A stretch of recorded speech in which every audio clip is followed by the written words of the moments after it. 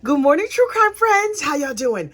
Today, we have a new case. Ooh, the way I love a new case. Yes. So look, this case is already ongoing, but don't you worry. I'm going to get you all caught up. Today, we are going to do the case overview of the state of South Carolina versus Meagan Jackson. Now, do I keep accidentally calling her Meagan Trainor? Yes. Also, who is Meagan Trainor? Unclear. But look, don't worry.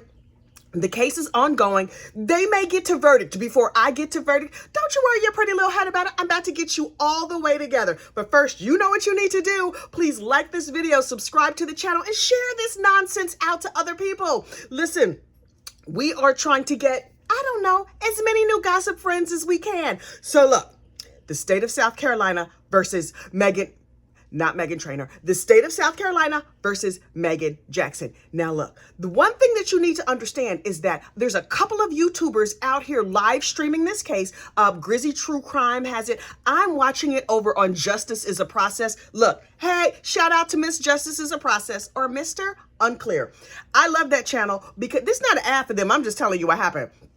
Justice is a Process is one of them YouTube channels where they take the case and they cut out all the breaks and they cut out all the nonsense and they put in like those little tags so you can just jump to the part that you want. Oh, I love Justice is a Process. Go subscribe to her or him or them. I don't know who runs that channel, but I really like the channel. Okay, so I was watching this over on Justice is a Process so that I could get caught up so I could explain to you what happened. So I watched the opening statements. First of all, you need to know all the characters, right? This case takes place in South Carolina. And according to the solicitor, is it solicitor? The state, whatever, the solicitor, this is a tale as old as time. And I was like, oh, prostitution? No. The tale is old as time. Meagan was married to this dude, Chris, and they had 4 kids together, but they never got married. Okay, that happens. Fine. No. Wait, I got it wrong already. Meagan was married to Greg, and they had 4 kids together. Greg is the one who's no longer on this mortal coil. May he rest.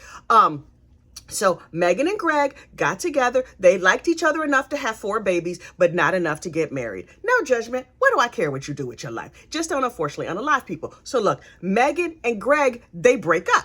Okay, that happens. Fine. I hope he's paying his child support and being a decent dad, all the things, right? Meagan was a town bicycle. Let's not sugarcoat it. Let's not make it cute. She was the town bicycle. Honey, everybody got a ride. Everybody. So she had a job as a body transporter. And I said to myself, like Uber, she was giving people rides. No, she's like Uber for the dead. You know what I mean? If somebody slips the surly bonds of this earth, they gone off to the endless heaven buffet or whatever. And she's like, oh, you need a ride? You need me to pick up that body for you? I got a van. I'm going to pick it up. It's unclear through this entire story if she's using her personal van, like where her kids ride in the back, or if she had a special dead body van, but she had herself something to transport the dearly departed. So she's like, okay, I have a job as a dead lady Uber, a dead Uber driver. And she's like, oh, but I need some training. A dude down at the job named Chris is like, oh, I've been transporting dead bodies for a minute, so I will train you. We're going to work together. So these two met at work, and Chris trains Meagan. They're both body transporters. I believe this was a side hustle for Chris.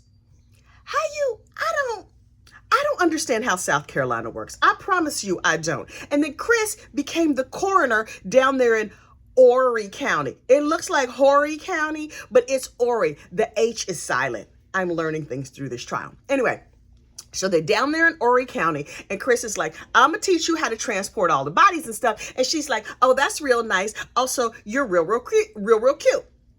And so one night, Chris goes to the bar after work, long day transporting the dead all over town. And he runs into Miss Meagan, and she's like, oh, hey, coworker, how you doing? You know how you ready to see your coworker sometimes when you're out. She's like, hey, coworker, come on out to my truck. I got to talk to you about something. And so he gets in the truck with her, and she speeds off and goes around the corner. And he's like, heifer, where are we going? You kidnapping me? What is happening?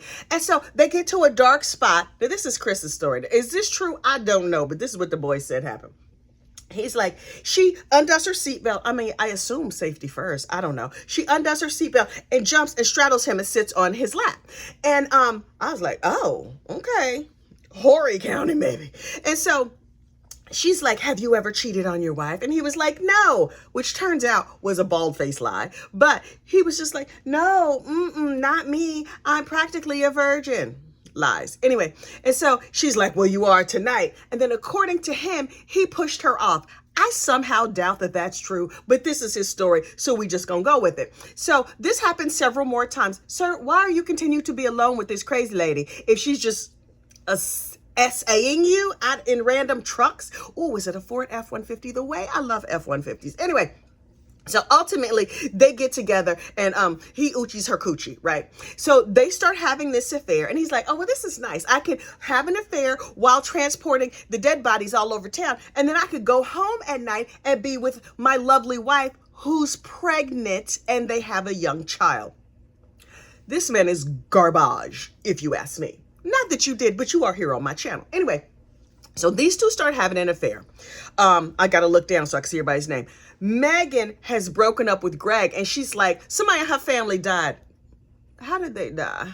Where was she when they slipped the surly bonds of this earth? This is what I need to know. Anyway, regardless of how that person passed away, she inherited some money. And she's like, I want to buy me a house.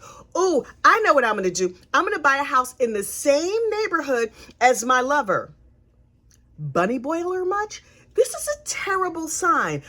Chris, as soon as your girlfriend bought a house in your neighborhood, you should have moved. You should have cut things off. That signs this lady is mentally unwell. She needs to be down at the nervous hospital. But okay, you just kept living there. Okay, sir, you're terrible. Hang on.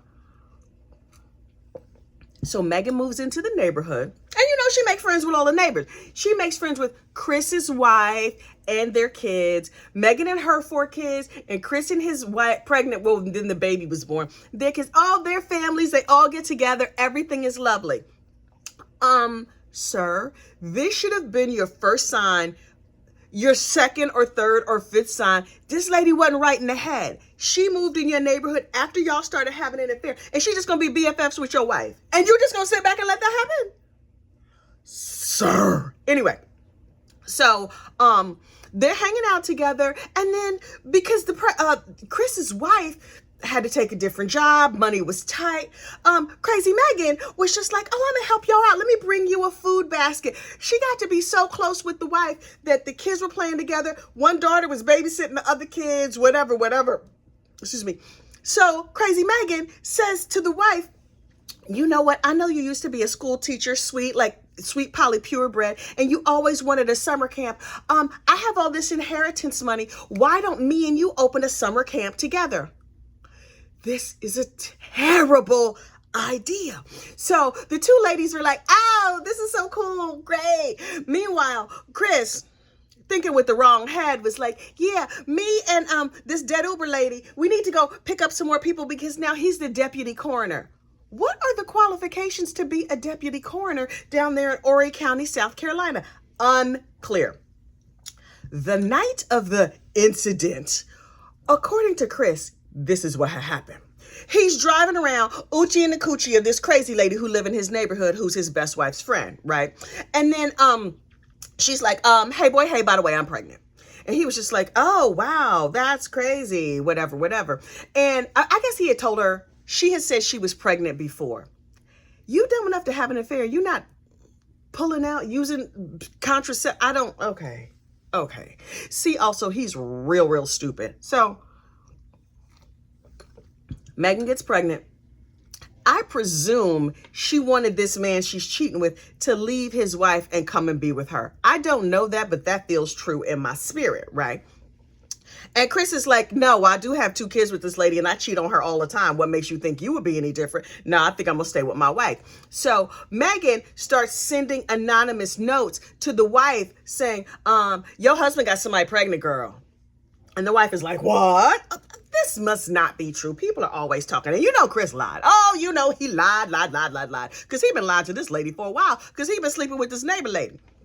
And so finally, he was just like, okay, crazy Meagan was like, I'm going to have to kick it up to the next level. She's like, and then another anonymous message, he's having an affair with your friend, his coworker, Meagan Jackson. And the wife is like, what? She's clutching all of her pearls, right? And so Chris was like, oh, this is getting sticky. I might have to stop sticking it to the crazy lady that's my wife's friend because this is getting too close for comfort.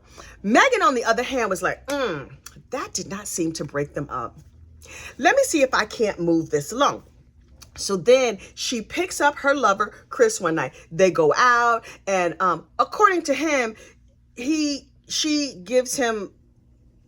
polishes up his situation downstairs with her mouth. Anyway, so they engage one another intimately. I'm trying to say this in a nice family friendly way, but there's no way to say.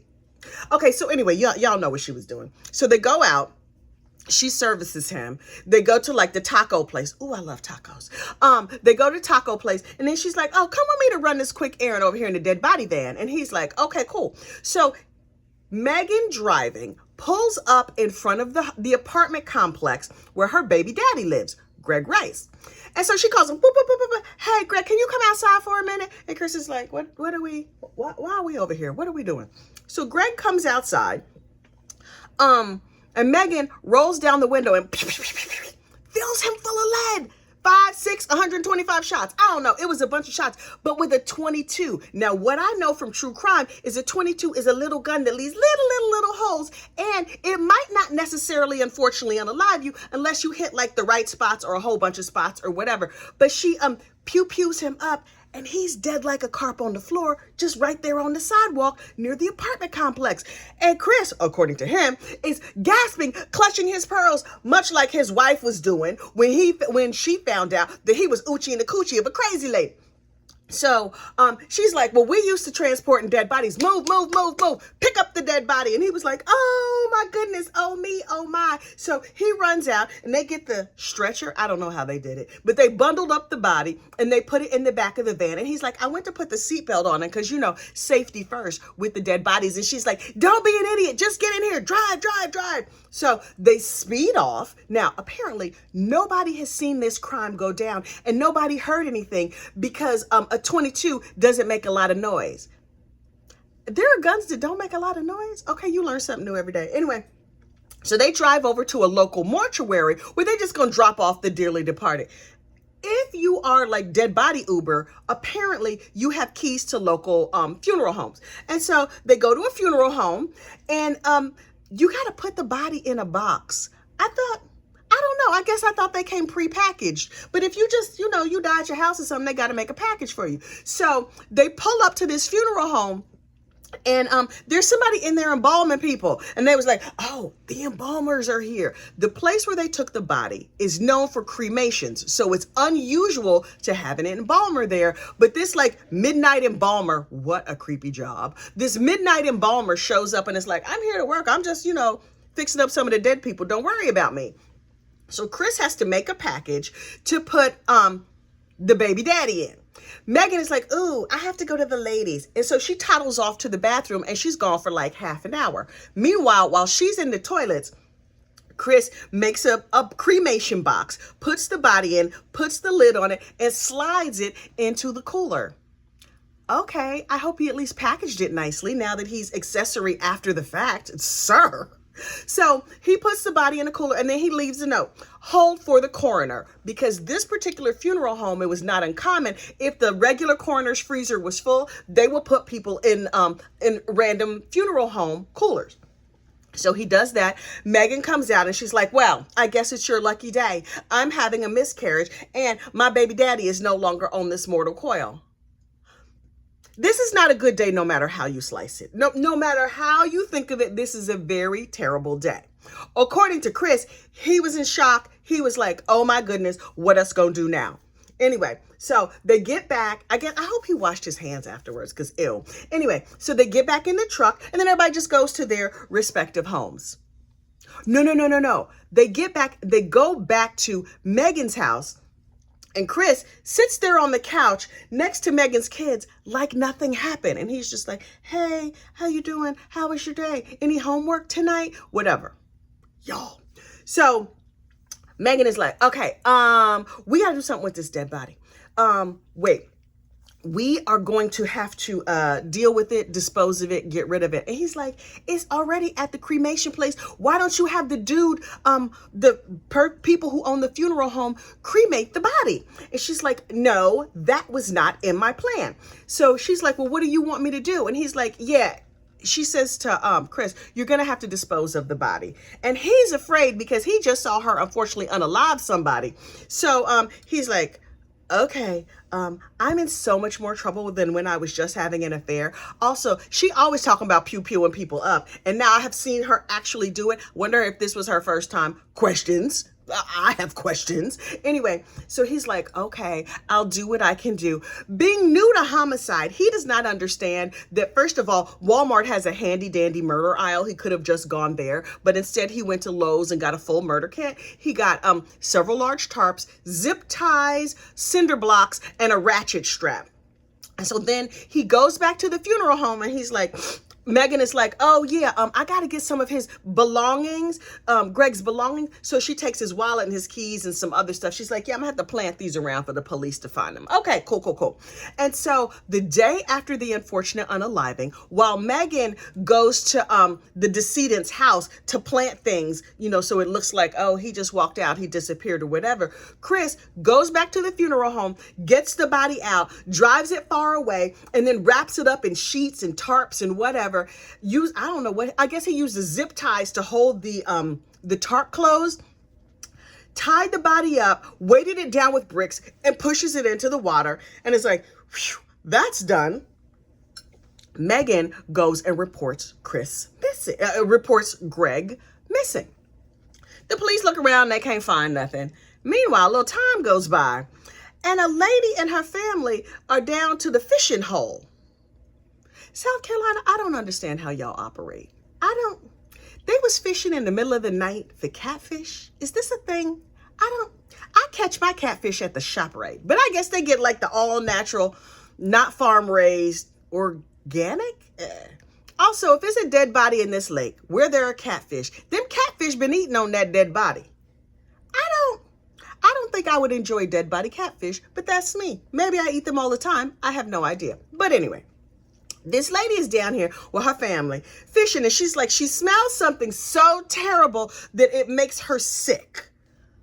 Okay. And she's like, oh, we got to go see what that is. Now, you know what I'm not going to do? Go investigate a horrendous smell. So she's like, come on, boys, her brothers, whoever. They go and they get out in their canoe and they paddle up to the dead body and they paddle up to the thing and they see a tarp. Something smells absolutely terrible, so terrible that they cannot keep their dinner down, but they decide to do a complete investigation. South Carolinians, y'all are made of sterner stuff. I'm not gonna lie. Let me smell something untoward. Let me smell a skunk that's still alive in my backyard. I might call a realtor and move, but they're like, nah. Let me get this extra paddle so we can poke at this. Oh, look, it got a bunch of flies on it. To me, this is very clearly a corpse. But to them, they were like, look, let me finish puking so I can finish poking at this. And then we're going to see what's what.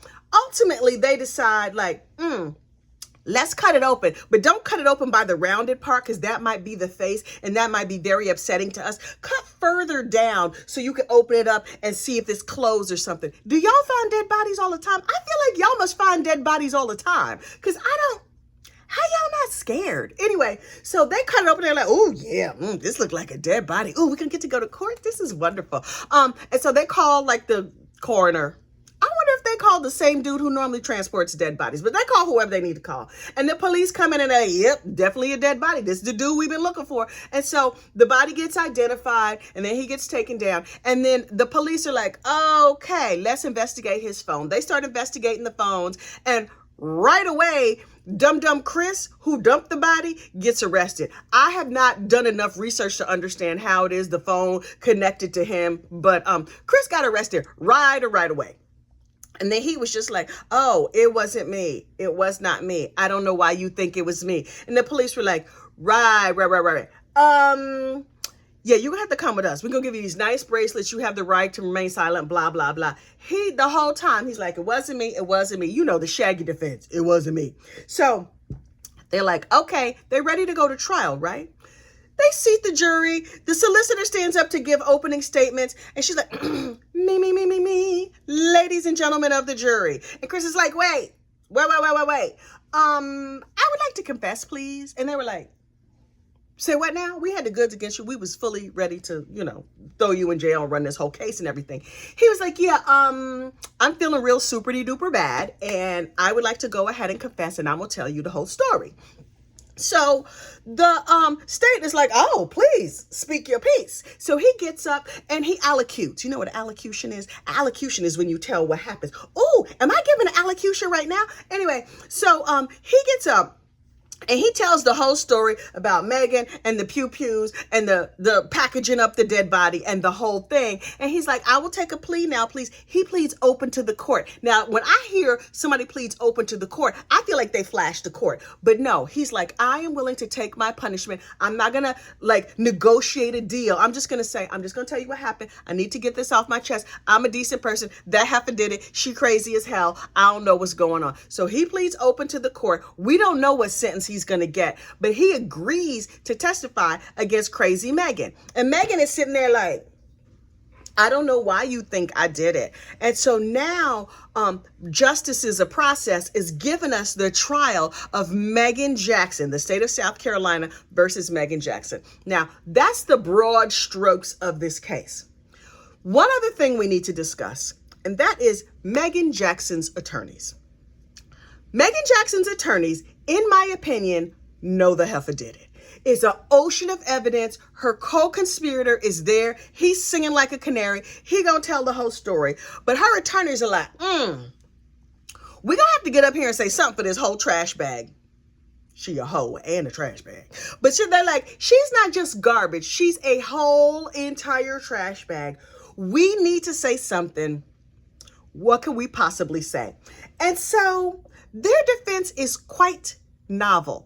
They have a defense that I am referring to as squirrel, because instead of talking about any of the facts of the case, they just dare to distract you. They're like, oh, look, did you see my new shoes? I have new shoes. Ladies and gentlemen of the jury, the solicitor says that this lady did the thing. I have a brother and I have a daddy and I have some sisters and stuff. Attorney, you gonna get on topic and talk about your trash bag of a client over there? You're not gonna talk about her at all. Like, not at all? Okay. So that you have a mental picture. The main defense attorney, the one who did the opening statements, you remember Benson, that TV show Benson with Robert Guillaume? There was a dude on that show named Clayton. I don't remember what Clayton's job was.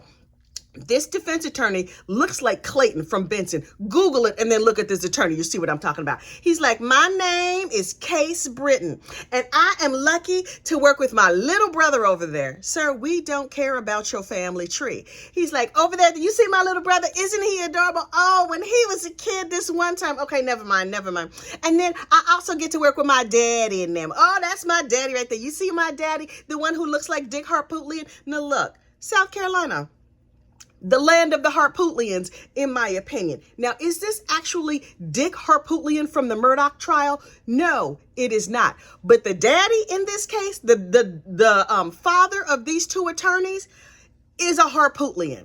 He's a heavy-set white man with a big belly, a head full of white hair, and he marches around the courtroom making statements, not asking questions, doing whatever the heck he wants to do. He's a Harpootlian. Oh, he bloviates, he pontificates, he talks about all manner of everything that has nothing to do with the case. He is a Harpootlian. I am excited to see this Harpootlian. I don't even know his name. He's just another little poot, if you ask me. I'm excited to see what he says and what he does. So we're going to get caught up on this case. It's about to go to the jury any day now. But now you have your case overview of who's who and what's what. In my opinion, these defense attorneys know for a fact the state has the goods. They have everything. So they just putting on a show. They just running an ad for their little law firm. They're like, listen, did you commit a crime? Do you need a deed registered? You come on down to us at 3 Harpootlian and Sons. I don't know what the name of this place is, but maybe Britton and Sons. I don't know. The dude's last name is I don't know. But this is a show trial. I understand that Meagan has a right to a jury of her peers. I don't know that she has any peers. Is it a bunch of homicidal hoes down there that's willing to sit on a jury? That would be her peers. But regular community members who are going to immediately find her guilty. They may not even have to leave the jury box. Please know, this is not a fair and balanced podcast. I am here to give you the facts. F-A-X, facts. Things I heard, not F-A-C-T-S. What do I look like? The news? No, this is not the news. This is a big mouth lady from New Jersey sitting in her living room, sipping a cup of coffee, talking some mess. So look, beginning tomorrow, we will start with day 1 of the trial of the state of South Carolina versus not Meagan Trainor, Meagan Jackson. Maybe I will remember her name by then. Until then, like this video, subscribe to the channel, and I will see you next crime. Bye.